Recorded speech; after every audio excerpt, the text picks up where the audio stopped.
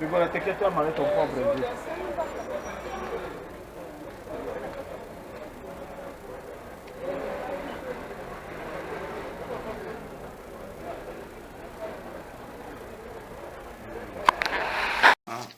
Chers amis internautes et abonnés du magazine Le Point Silésie, bonjour. Grande est notre joie de vous savoir encore aujourd'hui, nombreux à nous suivre. Nous sommes samedi 21 mai 2022 et nous sommes heureux de vous savoir nombreux à suivre cet entretien que je réalise avec le président Jimmy, une personne que vous connaissez déjà. Évidemment, aujourd'hui, nous avons un peu changé les décors. Ici, c'est déjà l'été, alors dans nos studios, il fait chaud, alors on avait préféré un peu changer les décors aujourd'hui. Alors, nous avons plusieurs thèmes. Nous allons parler de l'actualité en République démocratique du Congo en général, mais on mettra deux points particuliers, justement, à l'affaire Muzito et Fayulu, c'est-à-dire la Mouka. Nous parlerons aussi de la réconciliation des Katangais. Et enfin, nous aborderons le problème des Péro-Loira. Alors, mon invité n'est plus à présenter. Vous le connaissez déjà parce qu'il a l'habitude de passer chaque samedi dans nos émissions. Il s'agit quand même, pour ceux qui ne le connaissent pas, il s'agit du président Jimmy Bofossa, président du mouvement des patriotes tshisekedi, que j'ai dit bonjour, président Jimmy. Bonjour, cher Ben. Merci. Comment vas-tu? Ouais, tout va bien, grâce à Dieu. Merci. Ok, président Jimmy, comme je viens de le dire lors de mon introduction, que nous voilà, l'actualité est abondante, mais tokozwa baptême par ici par là, où ils allaient défrayer l'actualité dans le Canabiso, donc de façon que tu as le bélango lelo. Alors, nous voulons parler tout justement, il y a réconciliation, il y a un groupe de Katangais qui sont na Katanga dernièrement à Lumbashi pour se réconcilier. Alors, yo approche nini, to analyse nini aux salana réconciliation en Katanga. Bon, nga problème nanga ezali bon, est-ce que nous sommes dans la République du Katanga ou bien nous sommes dans la République démocratique du Congo? Ce qui va wana bazolo basa la réconciliation ya ba Katangais. Qu'est-ce qui se passe dans leur tête? C'est ça, moi je comprends pas. Est-ce que Bazo s'est réconcilié pour gérer sous Congo, pour proposer aux Congolais nini? Parce que les Abango Katangais vont gérer Congo pendant 18 ans ou 20 ans passés. Mais si les leaders, on a tous réconciliation, il y a Katangais. Est-ce que l'intérêt du peuple congolais, Zanini, et là, il faut se poser que les Congolais d'origine katangaise va se réconcilier. Est-ce que réconciliation wana ngana ko accepter ngosoki ezan avantage ya peuple congolais, mais tant que kuna to retrouver bateau ba gérer mboka pendant 18 ans 20 ans babomi mboka, bon bazo se réconcilier pour ba proposer ba congolais nini? Parce que moi na logique yanga et le retour ça mana Congo soki peuple za société pour en raison importance mon côté. Oui, pour nayo ils ont importance. Mais est-ce que bateau ba gérer ki mboka na régime passé, est-ce que bango nyoso bazaki mabe? Bon, eza bango nyoso bazaki mabe te, mais bazaki nde na système o bango tu babande ko salera.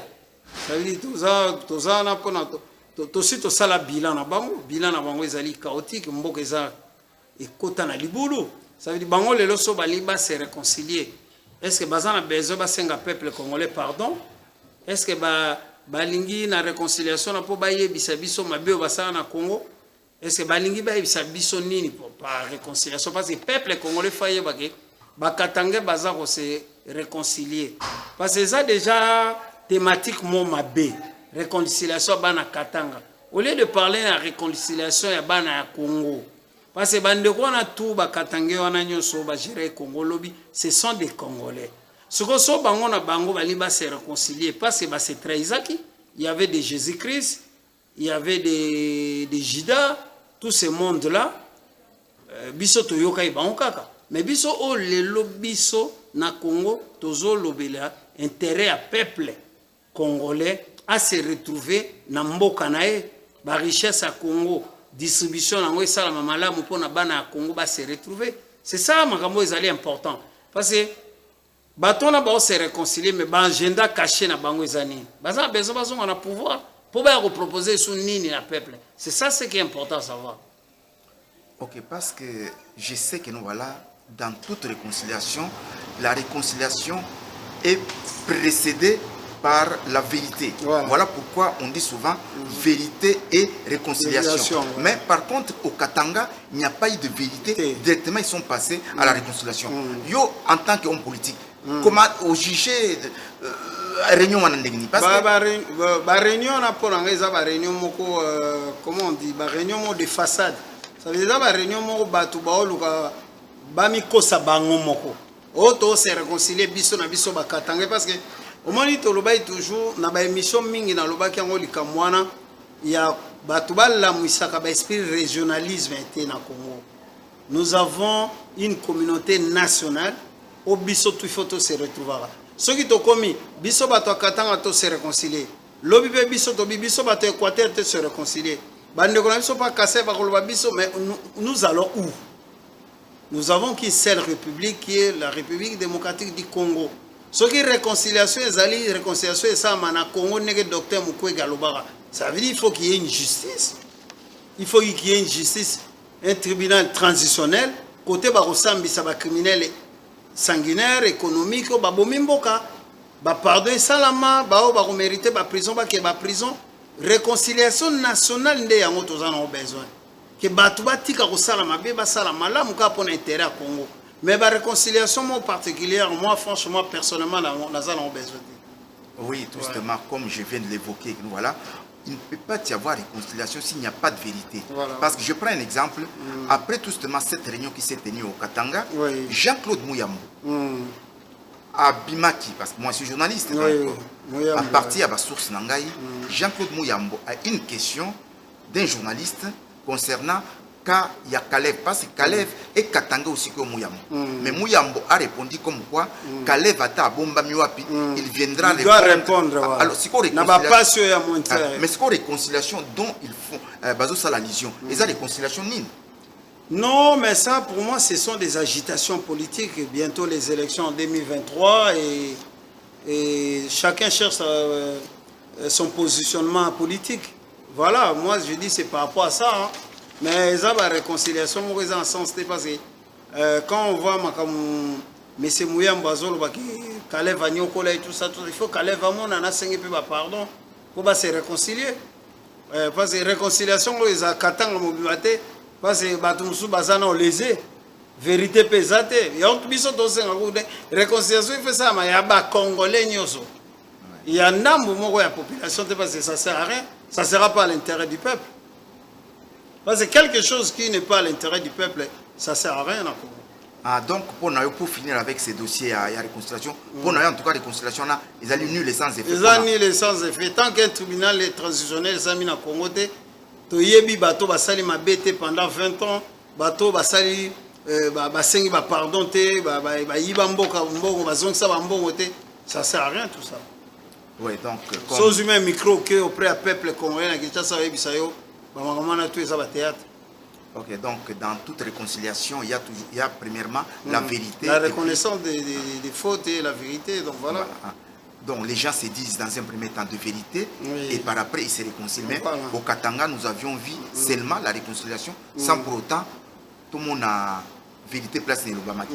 Ok, nous passons, nous bouclons tout ce chapitre à Katanga pour tout le deuxième thème nabiso ezali pseudo désaccord entre Martin Fayoulou na Adolphe Muzito au Batikalaki le deux leaders il y a Lamuka. Alors tout récemment il y a eu des accords à travers les réseaux sociaux. Alors yo na évité ce que tu maîtrises un peu les dossiers tôt aux en partie il y a éléments il y a des accords wana. Non mais seulement Makambo Sami entre M. Martin Fayoulou et notre ancien premier ministre Monsieur Adolphe Muzito.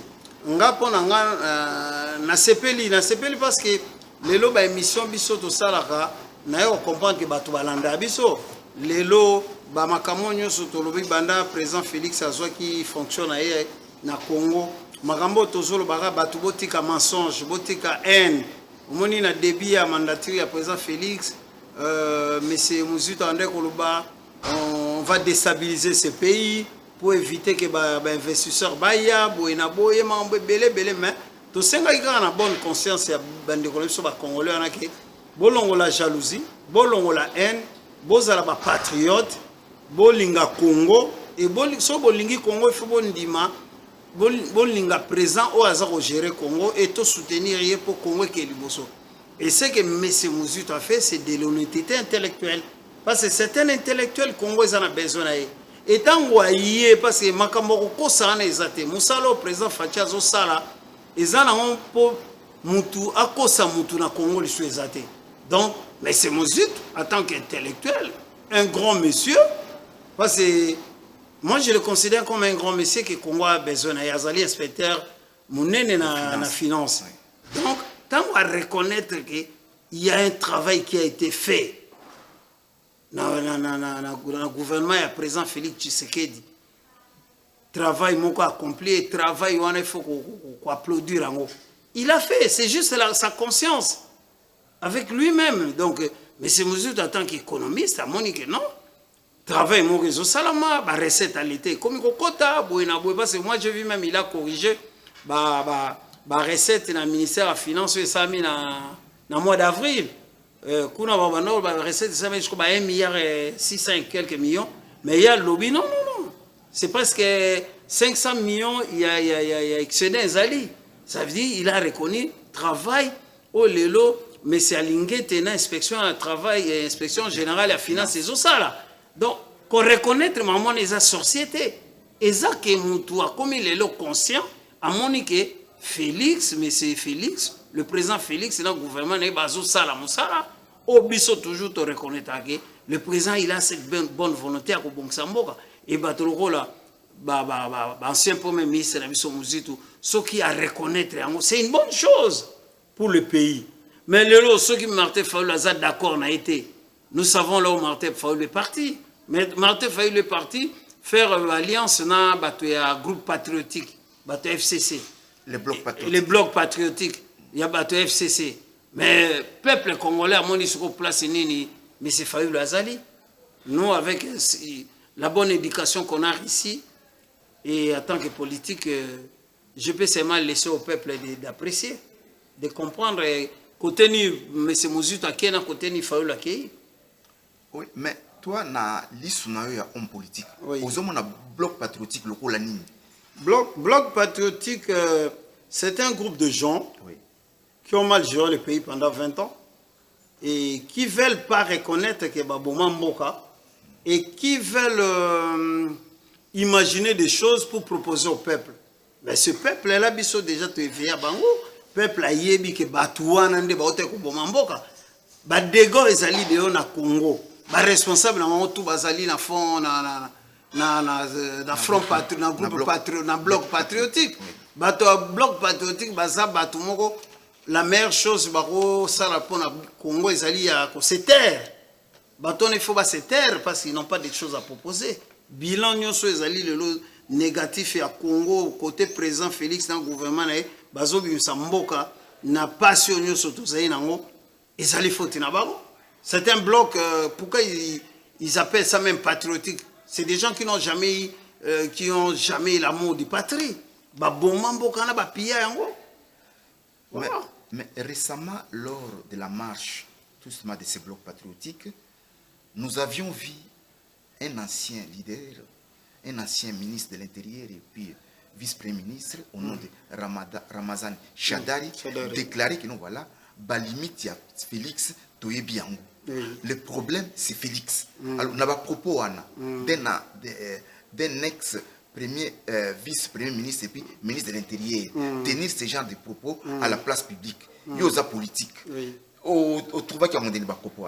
Non, mais justement, c'est simple. Le problème problème n'a pas Félix. Non, moi, je vais leur dire, problème, il y a peuple congolais, ils allaient bloc patriotique. Problème, il y a peuple congolais, ils allaient bateau, bomimbo, kapo peuple à souffrir lelo, ils allaient M. Chadar et son groupe. Le problème, aux hommes, lui, Félix a un problème na bango. Parce que Félix, il ramène maintenant la bonne gouvernance. Ça doit être, ça peut être quel est le problème. Parce que le problème, c'est que bon, tu fais qu'il n'y a pas de poche. Maintenant, Félix, c'est quoi avec ce qu'on appelle la patrouille financière que le président a initiée avec l'IGF. Félix, il devient un problème pour Nabatouana, un groupe patriotique. Félix, c'est vraiment un cauchemar. Pour les autres, tout le monde a 3 ans présent, Félix Assali, la recette. Déjà, Bango Batika qui budget en bon, on a 4 milliards. Les autres, quand on parle de 11 milliards, 12 milliards comme budget, Félix, il représente vraiment un problème pour eux. Et ceux qui les autres, comme un budget à 20 milliards, comme un budget à 30 milliards, c'est dans ce sens-là que Félix a représenté problème pour Nabango. Parce que Bango va gérer qui m'a bé. Mbongo ya l'État, nous sommes dans la poche na Bango. Mais les longs, Mbongo à l'État, ils ont compté la caisse à l'État. C'est dans ce sens-là qu'il faut comprendre Makambo. Voilà. Ok, donc je tiens à rappeler ici que nous voilà, tant que Bango Batika qui est pouvoir, réserve, il y a réserve d'échange, et c'est qu'il y a 800 millions de dollars. Voilà. Mais avec Félix, il a commis 3 milliards 800 millions. Voilà. Donc ça veut dire que nous voilà, il y a il y a pas match, il y a pas match. Et le peuple, Bissoyan, ce que tu as et là, on a lancé un ming na ba politicien à Congo. Il faut pas les cagar na télé. Au monde ndenge musique à Salaki, il y a ko expliquer peuple ndenge ni mboka nezo à la gérer. Parce que c'est un devoir, il y a pas d'urgence, il y a ko expliquer ba diriger comment mboka ezali ko kende. Donc ce que musique a fait, c'est une bonne chose. Et bah politicien, monsieur, faut pas emboîter les pas. Au lieu que Chadar ya kolobaka ke Félix aza problème pour na bango, a expliqué ndenge ni bango ba gérer ki mboka. Tant ya zaki ministre intérieur, qu'est-ce qui s'est passé? Tant bazo boma batu kuna na ba on appelle ça comme Kamone Sapo. Chadar lui il était qui, il faisait quoi? Ministre de l'Intérieur. Ministre de l'Intérieur. Il y a eu que des morts. Ba boma batu kuna lelo batu nos frères de Kassai batonda mi kuna na Angola na comme ba réfugiés. Et fort ni Chadar à Salé pour bazong sabato na mbo. C'est ça le problème que Chadar il faut expliquer batu. Voilà. Au lieu de non, notre problème c'est Félix. Votre problème c'est Félix parce que avec ce qui se passe maintenant au pays, la recette au ministère des Finances et tout ça là, vraiment Félix constitue un cauchemar pour ces gens-là. Ok, donc nous voulons boucler justement ces chapitres du bloc patriotique par les tweets d'un ancien communicateur du PPRD au nom d'Yves Kisombe qui a reconnu les efforts fournis par ce gouvernement et Félix Tshisekedi. Quel commentaire au Rostal il y a Yves Kisombe? Non, mais Yves Kisombe, c'est un frère, hein? C'est un frère et c'est un intellectuel. Moi, à ma connaissance, il a un moto et il a fait que reconnaître le travail bien fait par le président Félix et le gouvernement. Bisoto Belelon Banda, Karabango, peut-être en retard. Que ces gouvernements et le président, ils ont une bonne vision, ils ont une bonne volonté. Il y a réformer Congo et il y a Rocha Congo, il y a au service à peuple. Et Yves Kisombe, il le sait bien. Si Yves Kisombe, le loi, les gens à télé pour reconnaître le bon travail fait par le gouvernement, là, soit Boyango, le peuple ne va pas le comprendre. Ça veut dire que bien sûr, ça va vivre en dehors, comme déconnecté dans la réalité. Voilà, je peux lui dire que merci de reconnaître ce travail-là. Parce que il y a 1 an, il y a 2 ans, quand on disait que le président Félix, il veut réformer ce pays. Il a cette bonne volonté. Tant qu'on va mieux, ça va, on va respecter le président. Mais si 3 ans après, 3 ans et demi après, Yves Kisombe vient reconnaître, c'est une bonne chose pour le pays. Voilà. Quand les gens comme ça, ils commencent à reconnaître, c'est une bonne chose. Et c'est un bon signe. Ok, donc disons bravo au président Félix. Ah mais voilà, voilà. Et puis, ok, nous bouclons ces chapitres justement du bloc patriotique pour aborder le dernier thème, parce qu'aujourd'hui, on n'aura vraiment pas beaucoup de temps, en tout cas, à parler. Alors, nous prenons l'affaire du journaliste Pero Louara. Ouais. À ça, qui vidéo, moko, première vidéo, parce que normalement, on conduit toujours la vidéo. À ça, qui première vidéo, on a 4 fois attaqué le président Félix. Alors, il y a des hommes politiques. Comme on a, par exemple, un journaliste passé à la place publique, quand on a vie privée à président, c'est comme Yopé, par exemple, l'Obito, c'est mal Lobipé, à cause de la vidéo, à cause de la vie privée. Bon, en tant qu'intellectuel, Pierrot Louara, il faut à se calmer. Moni makamutu na vie, pas na biso ba mongo balora conseil leki tika ezalaka te. Moi makamutu na vie so ça lanso babino tika c'est tika. Pierrot eza ko honorer été.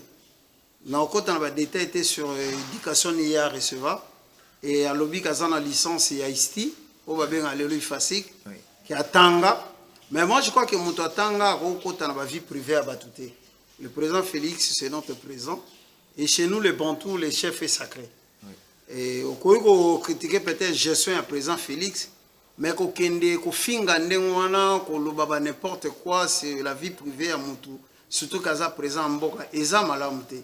Ngana au conseiller Pierrot, ceux qui peut-être au sala bopona Mboko ya okoma, abwa katongunda, ou bien abwe, accentuer qu'au finga président Félix, c'est pas une bonne chose. Le président Félix a une famille, il a ses enfants aussi. Pierrot comprendre qu'il n'y a pas en bana. Un jour, son moutoumou a dit qu'il y a un bien. Ils ont un problème, il y a la mer. Il y a des bateaux. Au bon, au salon, on débat, là-bas, les premiers. Ils ont évité ceux qui ont bongo, bazopé sabango. Pour ba finga, pour ba comment la. Moi, je dirais à Pierrot, en tant que frère, d'arrêter ça. Atika babiloko, ça honore pas. Ça honore pas. Voilà. Est-ce que dans la politique congolaise, oui. Est-ce que insulte oui. À l'égard il y a pas homme politique parce que selon plusieurs sources oui. Alors qui reste à vérifier parce que jusque là je préfère mettre ça au conditionnel Bazol Bagno voilà Katumbi serait derrière Pero Loire or Moïse Katumbi est membre de l'Union sacrée alors n'a évité est-ce que c'est de l'hypocrisie du traîtrisme ou je ne sais pas comment on a pu définir parce que selon en tout cas ma source il semblerait que Katumbi serait derrière je mets ça au conditionnel bon moni mboka na biso Kinshasa eza mboka biloba loba moni nga Jimbo Fosane na vandi boye en tant qu'un responsable en tant qu'un homme politique à mboka na roya te na mandotanga ba kumba batu na loenge non. Moi, je n'ai pas de preuve que M. Katumbi a tenu Pierrot Louala à présent. Je n'ai pas de preuve. Donc, moi, je vais avancer en OTP, je vais considérer en OTP. Je sais que M. Katumbi, c'est parmi les responsables politiques en Bokanabiso. C'est un grand monsieur. Maramo Pierrot Azol va pour Nangai, ça n'engage que Pierrot. Ce qui Pierrot n'a pas ce que Maramo non ça les alliés, M. Katumbi Moudatinenga, Wananga n'a pas réagir. Mais tant que Pierrot a un adulte, vraiment un homme vacciné, un homme a déjà comme un Mukolo Boy, Magamo Pierrot a engagé Pierrot, je ne crois pas qu'ils ont engagé M. Katumbi. Donc voilà, moi je ne rentre pas dans. Ok, ça va. Ok, donc, chers amis internautes, donc aujourd'hui on vous a pris vraiment un trop petit temps suite à nos préoccupations. Mais je laisse le dernier mot à présent Jimmy si il a quelque chose à parler concernant son parti, son mouvement qui est le mouvement des patriotes tshisekidistes ou à ses membres. Oui, je profite. Nathan Opesengaï na Ibisara Batouké, tous on continue à adhérer aux membres au niveau à Kinshasa, même en Europe. Tous on la fiche d'adhésion, tous on continue à bien Sara Batouba rejoindre Bisso parce que Bisso se confie qu'à un peuple. En 2023, Toroyawana, au peuple, tout solana peuple a fait sa bisope moyen wana, il y a le barata dans le parlement, il y a servi, excusez, il y a servi bango. Dans le cadre je profite de saluer notre secrétaire général avec le grand travail qu'elle est en train de faire à Kinshasa. Maman Nelia Pemba. Je remercie aussi tous les membres et na fort bazosala tous à toujours unis donc biso to kendika opémer la peuple pona to bisa peuple qui va sanctionner batwana tout ba gérer ki mboka mabe et que bazo mériter bazala sous na assemblée nationale. Voilà, et en passant je salue ba Nicolas le roi ba Idil Fungola ba Eric Divita maman na biso Jos Motema papa Ben. Je salue ma femme avec tout son soutien. On a continué ça. Mes enfants, ma famille, ma petite sœur Dina, tout. J'ai une grande pensée pour nos bango. Voilà ce que j'avais à dire. Ok, donc cela dit, portez-vous bien et j'espère vous retrouver la semaine prochaine pour un nouveau numéro. Bye. Ok, bye.